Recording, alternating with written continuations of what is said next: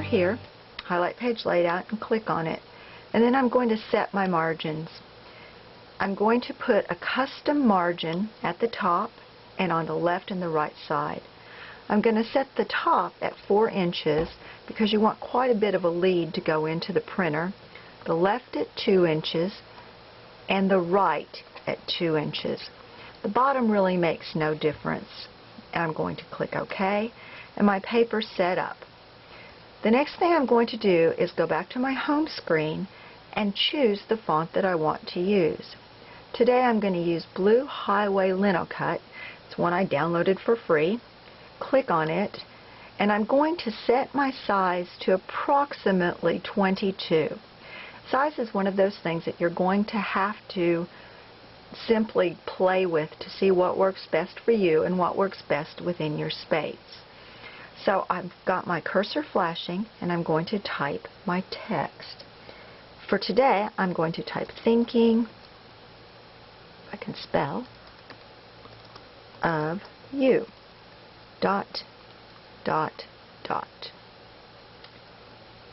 And then I'm going to take and set my text at the center of my page.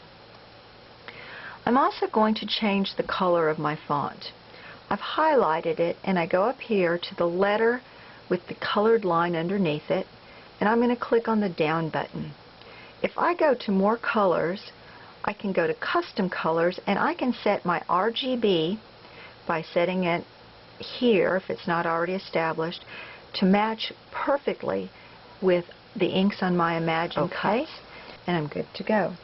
Finally, I'm going to send this to just my regular printer, not my Imagine. So I'm going to go to my print, click on it. Now that I have my sentiment printed, I'm going to add some guidelines so that I can actually add my cutout to this particular paper. So I have a nice little handy-dandy tool that I found in the quilting section of, I think it was Michael's. I've had it for quite a while. But it's to center your quilting designs on your blocks, so it works perfectly for this same sort of thing. You can see that my thinking of you rides in between evenly these red dashed lines, the top and the bottom. So what I'm going to do is I'm going to use the little holes that are punched, create 4 reference dots, and then I'm going to take a regular ruler, if I can find one, and I'm going to connect my dots so that I have 2 lines that are perpendicular to one another. And this area right here is the exact center of my sentiment. Now, as I measure this thinking of you, it's not quite 2 inches in its full width.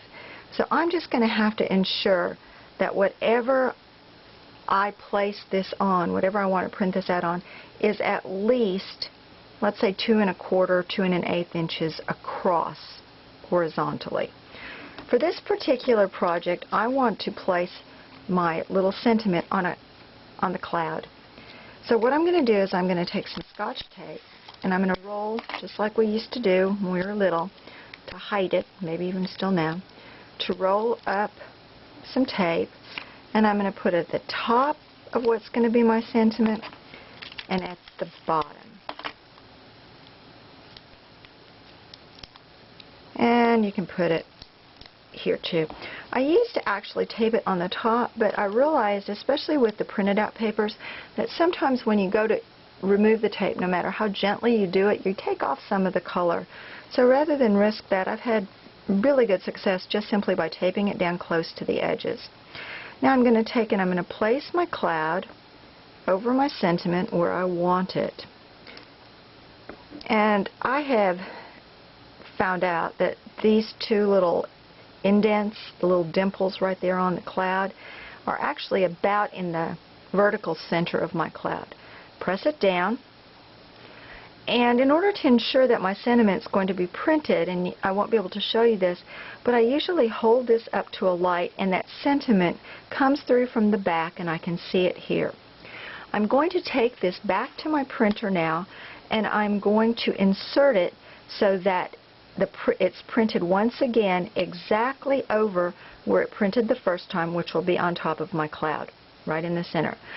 On my printer, as I take this in, this end of my paper, the top of my writing feeds in first, and I have to place it in the tray, this side, the printed on side, down, so that it will reprint on exactly the same place. These are specifics for each printer though, so you may need to either play around with your printer or double check your printer's manual. I'll be back in just a second to show you the finished sentiment.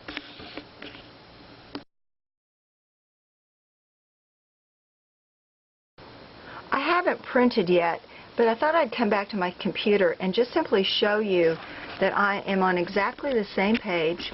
I did not move my page, and it's still set up to go. Sometimes I just simply save these files just in case I have to leave my project for any length of time. And I'm getting kind of a nice little library set up on my computer. So now I'm going to go to print. Tell it to go ahead. And give it just a minute. You can hear it printing.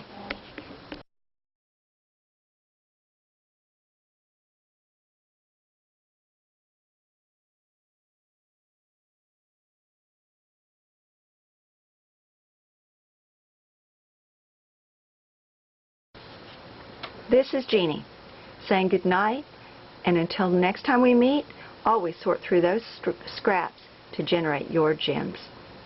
Bye.